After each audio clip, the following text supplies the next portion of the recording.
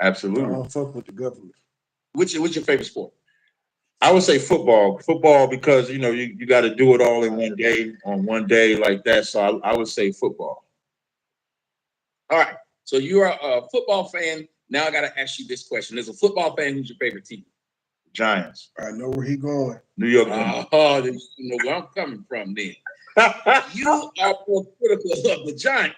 Right. You are of the 49ers, which is my favorite team, and I'm more critical of 49ers than I am of your team.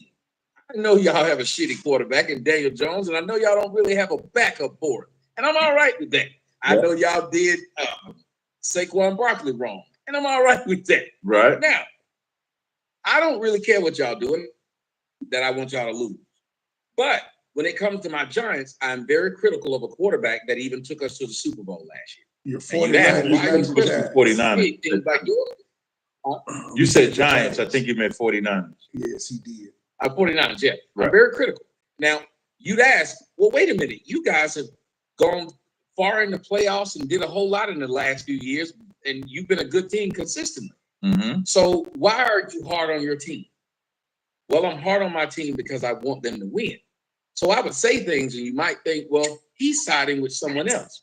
But no, I'm not. I want my team to win the championship as often as possible. So if they're wrong, kissing their ass and saying they're great isn't going to make them better. Telling them that we don't need to get better. Dallas Cowboy fans, take heed. Y'all constantly in preseason every year saying we gonna make the Super Bowl. When you motherfuckers get put out the first round, it's not helping the team. It's not making y'all get to any Super Bowls, the NFC championships, or anything. It's just y'all being annoying and delusional. At linebacker and defensive tackle isn't going to make them get better. And me saying we haven't championship since Steve Young won it is not making me look like a bad fan. It's an honest fan that wants to see them do better. So I ask you, when you say it seems like I'm siding with the government, if the government's whooping your ass, if my son was getting his ass whooped by the next door neighbor, I might be siding with the neighbor's kid when I say he keep whooping your ass. You need to go whoop his. Until you whoop his, he's the better man in the fight. Okay, but let's say you wouldn't go Put on the grill. What happens in the season? Burn, baby, burn. Son of a biscuit. My bad. go with the as a 49er fan, right? Even if you're a 49er player, you're not going to help the Giants be better than the 49ers, right? Well, I'm not helping them if I'm telling the 49ers. No, I'm getting back. I rock with your logic. I don't want to trade. I don't want us to trade someone to make them get better.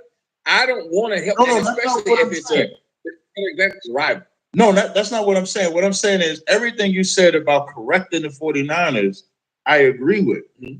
But you wouldn't do that as a Giant, though, right? You would do that as a 49er, right? Well, yeah, but I would correct my 49ers. And if I had to do it in front of the Giants, I'd assume the Giants knew. But what you do, though, is you go with the Giants and then talk trash to the 49ers that you say you love. That's what you. Well, I'm not with. Well, you have to name how I'm with. Even when you said. So even when you decide that you're taking the side that blacks are more harmful to black, as opposed to recognizing the condition that we in can only be pointed at one location, which is this government or this body that we've been a part of since we were taken over here as captives. We've never been. If you look at the diagram. If you just go from integration, which is what, the 60s, so now, I'm talking about maybe 70 years, but we've been here, say, since the 60s, even if you say slavery was before the 1600s, if we use the 1600s as an earmark, you're talking about 1600s to 1964, so that's 364 years of oppression, systematic oppression, 70 years of being so-called free, and even, integrated, which at the cost of integration, we still had the CIA crack epidemic, we still had COINTELPRO, we still had the feminist movement, we still had the drug epidemic. So it's not like they stopped attacking us. They just